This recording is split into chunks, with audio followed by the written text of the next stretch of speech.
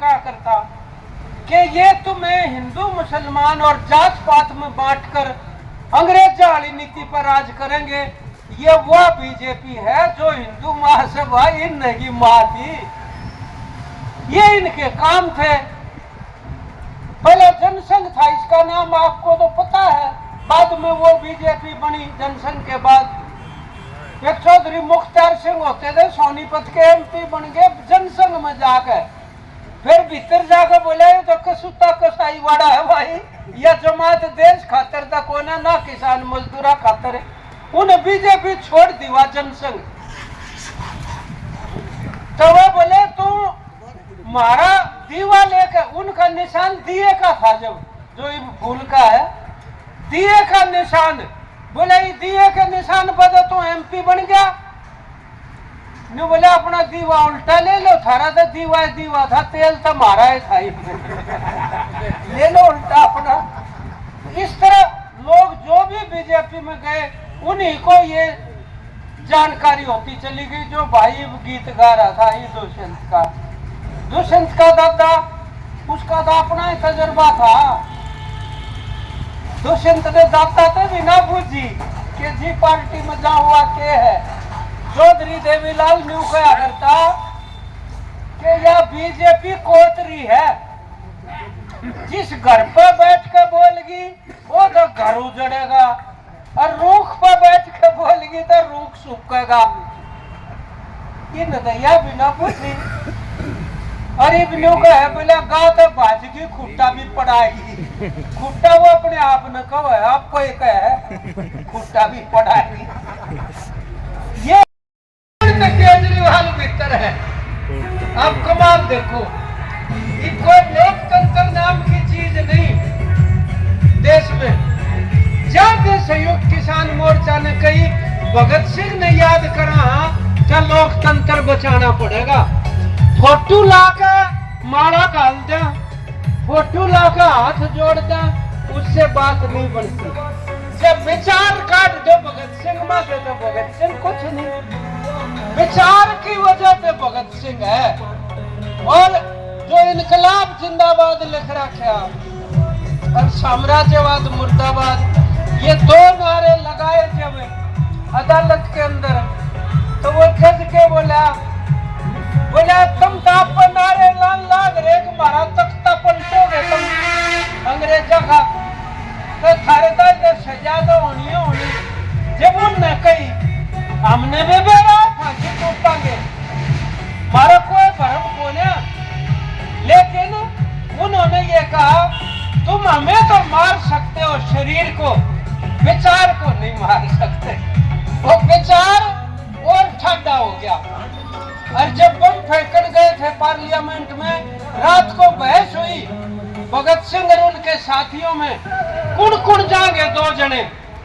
तो बटू केशवर दत्त बोला एक तो मैं जाऊंगा, भगत सिंह बोला दूसरा मैं जाऊंगा। उसके साथी नाट गए कि तेरे बिना यो आंदोलन ठप हो जाएगा, तू भीतर चला गया था। वो बोला मेरे बिना ठप नहीं होगा, मैं जब वहां भाषण दूंगा वह भाषण अखबारों में छपेंगे, लोगों में जागृति आवेगी, आजादी का आंदोलन तेज होगा। जब उसको इजाजत दी उसके साथियों ने, उड़ा था मरण खातिर भी झगड़ा हुआ था, कौन पहला जाएगा मरण खातिर, ये भावना उनके अंदर थी। वो एक किसान का बेटा था, शहीद भगत सिंह का चाचा था सरदार अजीत सिंह। 1906 में उन्होंने आंदोलन छेड़ा पगड़ी संभाल। 1906 में किस चीज के खिलाफ? अंग्रेजा ने 3 कानून बनाए थे खेती के। 9 महीने वो आंदोलन चला और जीत हुई। उसके बाद इतने साल के बाद, 73 साल के बाद 3 ने कानून ही न बनाए जिन अपनी सरकार कहाँ पा अंग्रेजा की डाल। वो 9 महीने में मान गई थी सरकार या 13 महीने में मानी जो अपनी है। ये हालत आप अंदाजा लगाइए कि सरदार अजीत सिंह फिर देश निकाला हो गया उनका। यहाँ के बाद में उनकी मृत्यु हुई कि सरदार किशन सिंह जो इनके पिताजी थे वो भी किसान थे, फ्रीडम फाइटर थे। तो आज भगत सिंह को याद इसलिए किया जाता है जो उन्होंने ये कहा कि भाई गोरी चमड़ी वाले अंग्रेज तो चले जाएंगे, पर उनकी जगह अगर कोई काली चमड़ी का बड़ा सेठ राज में आ जाएगा फिर भी बात ना बने, क्रांति फिर करनी पड़ेगी। तो वह तो आधी क्रांति थी जो 1947 में आई। दूसरी क्रांति अब भी बच रही है और अब और भी करड़ा काम हो गया। तो संयुक्त किसान मोर्चा ने इसलिए आह्वान किया लोकतंत्र बचाओ का कि आज हिंदुस्तान के अंदर जिन लोगों का राज है वो कौन है? वो हैं जो आजादी के आंदोलन में अंग्रेजा गला थे। हमारे बुजुर्गों को पता है चौधरी छोटूराम जी ने मंडी का कानून बनवाया। कहते हैं वेट और रेट नहीं था, यानी तोल और मोल दोनों चीज ना थी। गाड़ी में कोई 20 मन दाने लिया तो सेठ कह दिया करता तार दे होंगे 10-11 मन।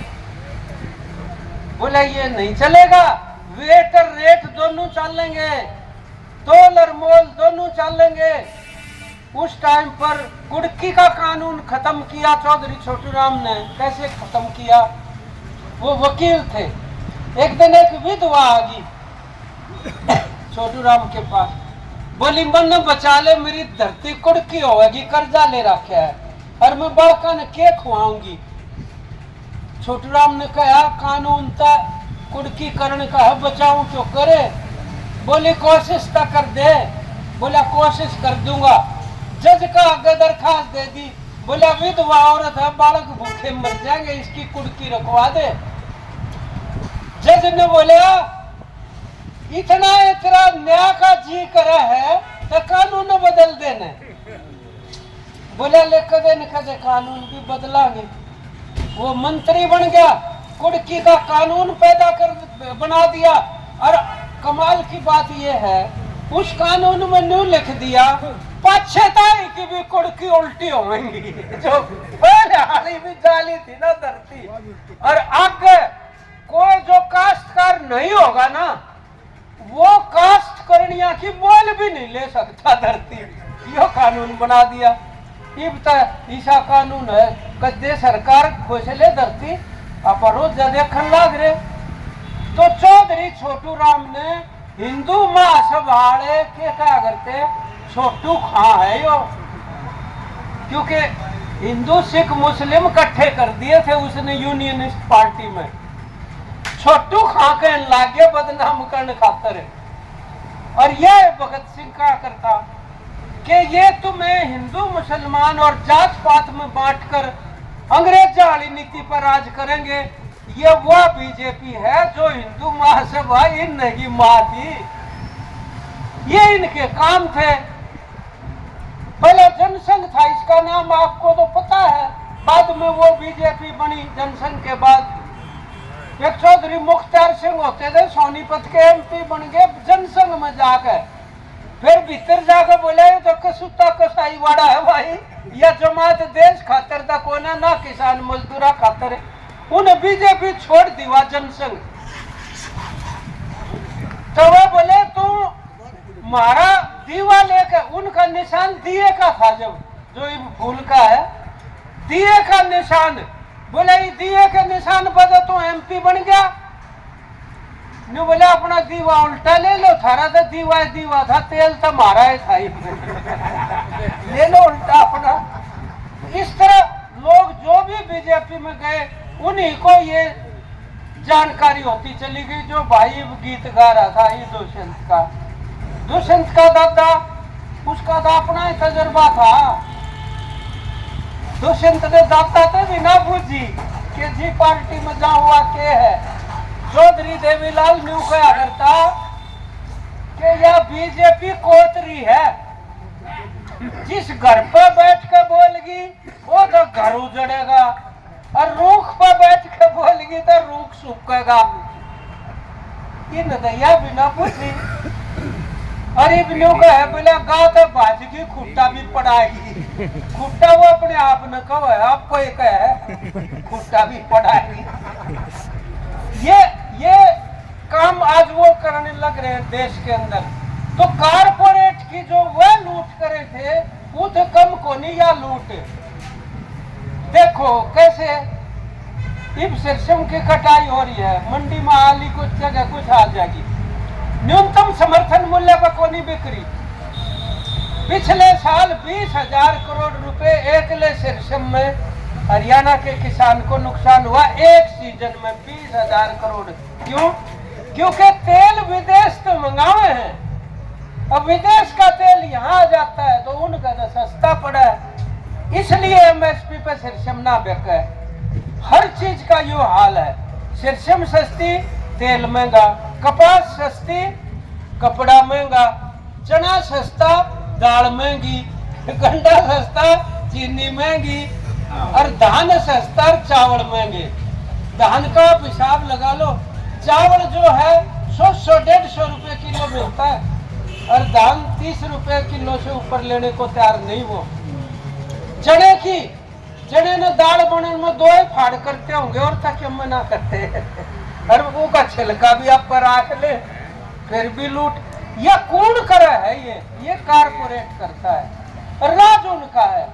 इसलिए कारपोरेट का राज खत्म करने के लिए ये जरूरी है जो फूट दी आज भगत सिंह के दिन के ऊपर, उसने भी जात पात और छुआछूत के खिलाफ।